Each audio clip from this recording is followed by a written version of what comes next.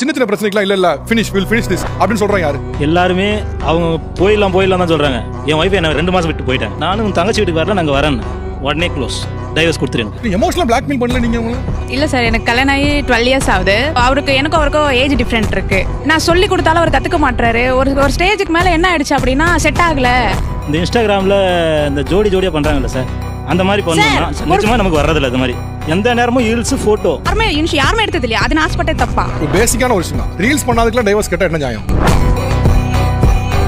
Contact கூட இருக்கும் அப்படின்னா அந்த டைமில் ஒரு 2 கால் வருது அப்படின்னா ஸோ அந்த டைமில் கட் பண்ணணும்லாம் கட் பண்ண மாட்டோம். ஸோ உள்ள மீட்டிங்கில் இருக்குது சைலண்ட்டில் போடாமல் ஜஸ்ட் ஒரு கால் வருது அப்படின்னா கட் பண்ணுறோம் அப்படின்னா உடனே இமீடியட்டாக அடுத்த கால் வரும். 3வது கால் வரும்போதே என் நம்பர் பிளாக் போயிடும். ஸோ வித்தின் ஒரு 5 மினிட்ஸில் நான் கால் பண்ணல, 5 மினிட்ஸ் கூட இல்லை, ஒரு 1 to 2 மினிட்ஸில் கால் பண்ணாலே ஆட்டோமேட்டிக்காக நம்பர் வந்து அடுத்து நான் 100 டைம்ஸ் இல்லை 1000 டைம்ஸ் கால் பண்ணாலும் அந்த கால் அட்டன் ஆகாது. ரீசன் வந்து நான் தனியாக இருக்கேன் சார், வீட்டில் நம்ம பக்கத்தில் யாரும் கிடையாது. பசங்களை வச்சுட்டு நம்ம இது பண்ணுறேனே, நம்ம பிக் பண்ண மாட்டாரே, அந்த ரொம்ப டென்ஷன் மண்டைக்கு ஏறிடும் எனக்கு.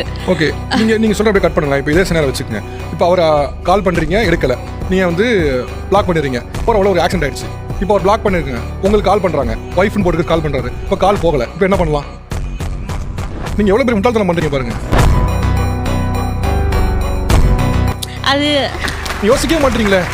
நீங்க உங்க கணவரோட எல்லா சோஷியல் மீடியா அக்கவுண்ட்ஸ் நீங்க ஹேண்டில் பண்றீங்களா? ஆமா. உங்க போன் 10 இயர்ஸா 10 வருஷமா? ஆமா. அவனுக்கு பர்த்டே விஷஸ் வந்தா கூட அதுக்கு ரிப்ளை நான் தான் பண்ணுவேன். பட் ஒருத்தரோட ஐடென்டிட்டியை நீங்க கையில வச்சிருக்கீங்க. அவர் என்ன செய்யணும்ங்கறத வந்து நீங்க தான் முடிவு பண்றீங்க. So what? உங்க அடிமை இல்லையே.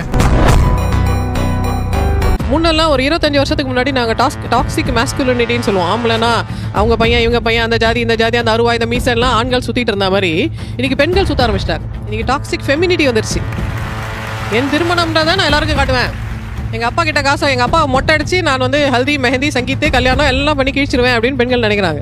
ஹனிமூன் இங்கே தான் போகணும், என் ஃப்ரெண்டு அங்கே தான் போயிருக்கா, குடும்பம்னா இப்படி தான் இருக்கணும், ஃபோட்டோ போட்டே தீரணும் அப்படின்னு பெண்கள் வந்து ஆண்களை ஆக்சுவலி கொடுமைப்படுத்துறாங்க. எப்படி டாக்ஸிக் மேஸ்குலினிட்டி 25 வருஷத்துக்கு முன்னாடி நாங்கள் அவ்வளோ போராடினோமோ, அவ்வளோ போராடி பெண்களுக்கான அந்த ஸ்பேஸை கிரியேட் பண்ணமோ, அந்த ஸ்பேஸை பெண்கள் அப்யூஸ் பண்ணுறாங்கன்றது உண்மைதான். பெண்களுக்கு இந்த சமுதாயத்தில் எவ்வளோ மரியாதை இருக்கோ அதே அளவுக்கு ஒரு பொறுப்பும் இருக்கு. நீங்க செட் பண்ற ஸ்டாண்டர்ட் இன்னொரு பொண்ணுக்கு கஷ்டத்துக்கு கொடுக்கூடாது.